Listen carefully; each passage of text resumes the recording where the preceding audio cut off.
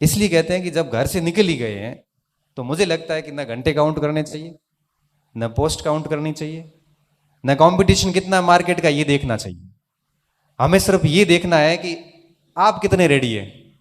मैं आपको 5 प्रश्न पूछ लूं और क्या आप मुझे उत्तर देने में सक्षम है? कई बार मैं बच्चों से बात करता हूं, तैयारी है पूरी? हाँ तैयारी पूरी है। प्रश्न पूछूं? प्रश्न नहीं पूछना। क्यों? तो तैयारी कैसी पूरी है? कॉन्फिडेंस तो ये होना चाहिए ना कि तैयारी पूरी है, पूछ सकते हो, आप कहीं से भी पूछ सकते हो। मैं इंटरव्यू देने गया कॉलेज लेक्चर है प्रोफेसर का, तो उन्होंने जाते ही पूछा कि कौन सा भाग तैयार करके आए हो। यद्यपि मैंने राजस्थान इतिहास और विश्व इतिहास नहीं पढ़ा था क्योंकि इतना टाइम मिला नहीं, इंडियन हिस्ट्री पढ़ के गया था। मैं सर सारा ही तैयार है। कॉन्फिडेंस तो रखो, सारा ही तैयार है। नहीं आएगा तो मना कर देंगे, अपराध थोड़ी है, तैयार तो है, तो परीक्षा पास हुई है। कहाँ से पूछे? मैं जैसा भी आपको ठीक लगे। तो आधुनिक सी पूछ लें। हाँ सर वही पढ़ा हुआ था, मन में सोचा वही पढ़ा हुआ है। शुरू कर दिया, चलता रहा, चीजें चलती रही, बड़े आराम से चलती रही। तो ये कॉन्फिडेंस का बाधा जब आपने सच में पढ़ाई की है। कोई कहता है सर रात को पढ़ूं कि सुबह पढ़ूं उठ के? वही पढ़ाई करनी, कभी भी करना। कभी कभार रात को कर लो, कभी सुबह उठ के पढ़ लो। लेकिन बात यह है कि हम पढ़ रहे कि नहीं पढ़ रहे। यहां पे आके पंचायती कर रहे हैं क्या? यहां पे आके पुस्तक भंडार पे, लाइब्रेरी के अंदर, या 4 रूम लिए और बीच में बैठ के आराम से अगर आप पंच बने हुए हैं तो आप मान के चलना कि आप अपनी असफलता की कहानी उस जगह बैठे बैठे लिख रहे हैं। ये कंपटीशन है, बड़ा निर्दयी है। ये नहीं देखता कि आप किस गरीब परिवार से आते हैं या अमीर से आते हैं। ये नहीं देखता कि आपके घर वालों ने कितने सेक्रीफाइस करके आपको यहां भेजा है। ये भी नहीं देखता कि आप पहले कितनी बार फेल हुए हैं और आपको नौकरी की सख्त आवश्यकता है। ये भी नहीं देखता कि आपके ऊपर पीछे पूरा परिवार इंतजार में बैठा है कि ये नौकरी लगे तो इन 2 बच्चों को आके भेजूं। ये भी नहीं देखता कि आपके हालात अच्छे नहीं है, आपको नौकरी की सख्त आवश्यकता है। ये सिर्फ ये देखता है कि ओएमआर सीट में आपने घोड़े कैसे भरे। वो सीधी कंप्यूटर में ओएमआर सीट स्कैन होती है, सीधे नंबर आते हैं, किसी 120 में से 18 आते हैं, किसी 120 में से 112 आते हैं।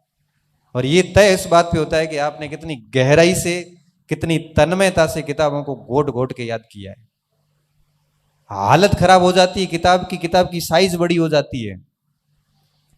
120 पेज की किताब, 120 पेज का रजिस्टर ऐसे लगता है जैसे 500 पेज की किताब हो। 5-5, 6-6 कलर की स्याही घसी भी होती है उस नोट्स पे या उस किताब के ऊपर। तब परीक्षा हॉल में जाते याद आता है कि ये बात पृष्ठ के किस भाग में लिखी हुई है। सीधा याद आता है कि दाएं तरफ ऊपर की तरफ मेरे लिखा हुआ है। ये स्थितियां आती हैं तब एक्यूरेसी आती, तब आप कहते हो हमारी एक्यूरेसी नहीं आती, गलत ज्यादा हुए सर। गलत होंगे ही कि मार आता आता है गलत हो गया। आते आते कैसे गलत हो गए? या तो आ नहीं रहा था या गलत हो गया है, सीधी सी बात है। देखो आता आता किसी का गलत नहीं होता। ये एक सदी का सबसे बड़ा झूठ है। ये सबसे बड़ा झूठ है जो हम लोग अपनी असफलता को जस्टिफाई करने के लिए हर जगह बोलते हैं। आता आता किसी को गलत नहीं होता, पहली चीज। दूसरी बात, जब हम बाहर निकल के कहते हैं ना कि आधे नंबर में फेल हो गयो या 1 नंबर ही ला रहे हो, भाई साहब आपने परीक्षा हॉल में पूरी ताकत लगा ली थी, 1 नंबर आया नहीं। आप 1 नंबर से नहीं हुए हैं। आप ये एक्सेप्ट कीजिए कि परीक्षा हॉल में आपने सारे हार्मोन एक्टिव कर लिए थे, आपने पूरी ताकत लगा ली थी, पूरी चेष्टा की थी। अगर किसी प्रश्न की अगर छोटी अंगुली भी पकड़ में आई थी तब भी उसको आपने गिराने की कोशिश की थी, लेकिन उत्तर निकला नहीं निकला, 1 नंबर आया नहीं। आपने पूरी मेहनत कर ली उसके बावजूद भी। और मैं ये कहता हूं कि जब आप घंटों घंटों पढ़ के, घंटों घंटों मेहनत करने के बाद में जब आप सिलेक्शन लेते हैं ना, तब वो 1 नंबर ही हासिल करते हैं। वो 1 नंबर के लिए बहुत मेहनत करनी पड़ती है, तब जाके वो 1 नंबर आता है और हम हंसते हंसते गलत करके आ जाते हैं। इसलिए कहते हैं कि जब जितना आप ढंग से मेहनत करेंगे, जितनी आप बार बार रिवीजन करेंगे, एक भाग के लिए भाई 1 ही किताब रखो ना, ये 20 किताबें रखने की क्या जरूरत है। 1 किताब तो कम से कम ठीक से याद करो। अपने घर पे लाइब्रेरी बना देते हैं और उस लाइब्रेरी में फिर कंफ्यूज होते हैं कि अब पढ़े क्या और छोड़े क्या इसमें। इसलिए इस बात का व्यक्तिगत रूप से मैं आपको कह रहा हूं, आप सब आए हैं तो कह रहा हूं, कि हमेशा इस चीज़ का ध्यान रखें कि जब भी किसी परीक्षा की तैयारी करें तो बड़ी शांति से करें। किसी को मत कहो कि मैं किसकी तैयारी कर रहा हूँ, सिर्फ 2-4 लोगों को पता होना चाहिए। रिजल्ट आएगा तब दुनिया अपने आप देख लेगी। दूसरी बात, हर भाग के लिए एक एक मैटर रखे, चाहे नोट्स रखो, चाहे किताब रखो, जो भी रखो। आप किसी को पूछो मत मुझे क्या पढ़ना है, क्योंकि हर व्यक्ति अलग अलग राय देगा और उस राय में आप कंफ्यूज ऐसे होंगे कि आप लास्ट में डिसीजन नहीं ले पाएंगे कि मुझे किस किस मटेरियल को देखना है। हर भाग की एक ही किताब लेके और फिर गायब हो जाओ। फिर मत देखो कि क्या चीजें हो रही है दुनिया में। फिर आप इतना काम करिए कि अपने उस सिलेबस को बार बार पढ़िए, उसको जितना आप रिवीजन कर सकते हो करिए, इस फोन को जितना साइलेंट करके रख सकते हो रखिए, आप जितनी ज्यादा मेहनत कर सकते हो करिए। इससे पता 2 फायदे हैं, एक तो रिजल्ट मिलेगा, दूसरा व्यक्ति अच्छे हो जाएंगे। व्यक्ति अच्छा होने का क्या मतलब है, जब आप अपने आप को इतना पढ़ाई में डाल देंगे ना, तो ना तो आपको गलत आदतें पड़ेगी, ना आपको गलत चीजें याद आएगी, ना आप अपने आप को गलत लोगों के साथ डालोगे, ना आप अपने आप को इन चीजों में संलग्न करोगे जो आपका समय खराब करते हैं। इसलिए कहते हैं कि पढ़ाई 2 चीजें देती है, केवल नौकरी नहीं देती बल्कि एक अच्छा व्यक्ति बनाती है आपको। और जितनी बढ़िया से करोगे उतना आपका परिवार भी आपसे खुश होगा।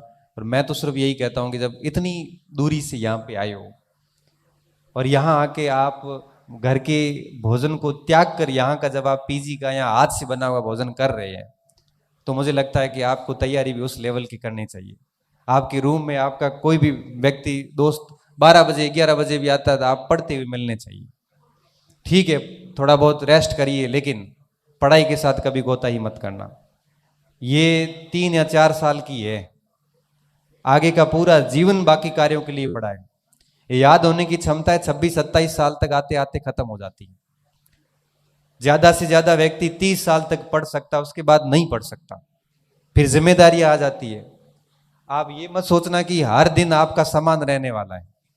आज पैसे आ रहे हैं, कई बार घर में ऐसी स्थिति होती है, मैंने देखा है ये स्थितियां, मैंने बहुत निकट से 1-2 मेरे स्टूडेंट को देखा। मेरी एक स्टूडेंट थी, दिल्ली पढ़ रही थी, आईएएस की तैयारी कर रही थी, बहुत शानदार तरीके से उसकी चल रहा था, फर्स्ट अटेम्प्ट था। बीच में ये कोविड की स्थितियां आ गई, वो बच्ची घर आ गई। घर आया और कोविड में उसके पिताजी की डेथ हो गई। पिताजी की डेथ होने के बाद में अब वो केवल एक बच्ची बची। माता की हिम्मत नहीं है कि उसको भेजूं, पीछे इतना खर्चा भी नहीं है। वो बच्ची दिल्ली विल्ली छोड़ के और घर बैठ के पढ़ रही है। घर बैठ के तो क्या पढ़ाई होगी। 1 मिनट में ऐसी स्थितियां आ गई कि वो छत उजड़ गई, और छत उजड़ते उसकी स्थिति ऐसी आ गई कि उसने कभी सोची भी नहीं थी। इसलिए हमें इस गलतफहमी से बिल्कुल बाहर रहना चाहिए कि जिंदगी में हर दिन कभी समान नहीं आएगा। आज आपको मौका मिला हुआ है ना, आप देखना 1-2 साल बाद आपको पश्चाताप होगा कि कितना प्यारा अवसर था मेरे पास, घर वालों का पूरा सपोर्ट था, वहां बैठे थे आराम से, वहां पे टेस्ट दे रहे थे, वहां पे खूब पढ़ रहे थे सब दूसरे लोग, आप तो नहीं पढ़ रहे थे। सब लग गए, मैं रह गया। और रिग्रेट किसे कहते हैं, मैं हर बार बोलता हूं और आज फिर बोलता हूं कि एक अकस्मात कोई मर जाता तो उसे मौत कहते हैं, और कोई व्यक्ति हर दिन मरता है तो उसे क्या कहते हैं, पश्चाताप कहते हैं। हर दिन उसको एहसास होता है कि काश, और ये जिंदगी में जो काश होते हैं ना, ये जीने नहीं देते। फिर आपको एहसास होगा, लेकिन बेटा बहुत देरी हो चुकी होगी, और फिर आप वापस नहीं आ सकते, चाह के भी आप फिर पढ़ नहीं सकते। इसलिए कहता हूं कि जो ये अवसर मिला है ना, इसको आप यूं ही जाया मत करना। यहां से कोई न कोई बढ़िया परिणाम लेके निकलना, हम सिर्फ इतना ही कह सकते हैं। बाकी बड़ी इच्छा सी होती है कि हर बच्चे को एक व्यक्तिगत तौर पे समझो कि सुबह उठने से लेके शाम को सोने तक के टाइम को यूटिलाइज करो। एक एक मिनट बड़ा महत्वपूर्ण है। एक एक मिनट जाता है ना, आपको पीछे रखता है। आप सोचिए, जिस समय आप आराम कर रहे हैं, जिस समय आप पार्टी कर रहे होते हैं, जिस समय आप गप का लग रहे होते हैं, उस समय कोई न कोई बहुत गहनता से मेहनत कर रहा होता है। आप सोचिए कि वो बच्चा आपसे फिर आगे जाएगा और फिर कुछ नहीं होगा। तो हम लोगों की जो बातें होती है वो सिर्फ यही आपको कह सकती है कि करना आपको है। इस खेल के खिलाड़ी असल में आप हैं। हमारे पास में सिर्फ और सिर्फ ये कहे जा सकते हैं कि जैसे आज मैं यहाँ खड़ा हूं ना, तो ये मैं बना कैसे हूं, और इसके पीछे मैंने कोई विशेष अभ्यास नहीं किया, ना मुझे पता है कि मैं हूं क्या। मुझे इतना पता है कि मैं कल सुबह जब घर से निकला था, तो उससे पहले मैं ब्रिटिश भारत में न्याय व्यवस्था टॉपिक पढ़ के उसके 4 पेज के नोट्स बना के कोचिंग जाके एक क्लास लेके कॉलेज जाके 2 घंटे पढ़ा के 3 बजे वहां से निकला हूं। उससे आज का दिन मेरा गया, क्योंकि आज मैंने कोई क्लास नहीं ली। मुझे सिर्फ इतना ही पता है। और पिछले 15 साल से ऐसा कोई शायद दिन नहीं गया होगा कि पढ़ाई नहीं की होगी। लिख लिख के और जब वो रजिस्टर देखता हूं ना, आज भी ऐसे अकेले खड़ा होता हूं, रजिस्टर देखता हूं, खाली पड़ी 50-60 पेन जो मैंने वर्जन 5 पायलट वो पेन है खाली कर करके जो साइड में डाली हुई पड़ी है, वो जब देखता हूं तो बड़ा सुकून मिलता है कि मेहनत की है और अच्छा लग रहा है। बस ये ऐसा इन्वेस्टमेंट है जो आपको इतना रिटर्न देता है जिसकी कल्पना आपने कभी नहीं की होगी। इसलिए कह रहा हूं कि एक एक मिनट के इंपोर्टेंस को समझना, इसको बर्बाद मत करना। और 1 साल 1.5 साल 2 साल तक अगर आप ढंग से लग जाते हैं तो मुझे लगता नहीं है कि रिजल्ट रिटर्न नहीं मिलेगा। बाकी एक वो बात आती है ना कि भाई किसी को कोई बच्चा कहता है मुझे सर याद कम होता है, कोई कहता है सर मेरा दिमाग ठीक नहीं है, मतलब मुझे ठीक चीजें याद नहीं होती है। मैं सिर्फ एक ही बात कहता हूं कि ये मस्तिष्क वाली बात जो है ना, ये बहुत ही बड़ा झूठ है। याद तो मुझे भी नहीं होता था, मेरे भी 10वीं में 49% ही बने थे, खूब रटने की कोशिश की थी, याद ही नहीं आई परीक्षा में। याद तो मुझे भी नहीं होते थे, 12वीं में भी ऐसा ही कुछ हुआ था। तब मैं कहता हूं कि याद वाली बात गलत है। सच ये है कि आपने सीमित मटेरियल को लेके न तो शॉर्ट नोट्स किए, न उनको 8-10 बार पढ़ा। अगर ऐसा किसी ने किया तो उसको खूब याद हुआ है। आप अगर सोचते हो कि सोचते सोचते आप ऐसे पढ़ोगे ऐसे, ये पढ़ाई नहीं है बेटा, ये खाली आप पढ़ाई का प्रदर्शन है। इसलिए बहुत बढ़िया पढ़ाई कीजिए।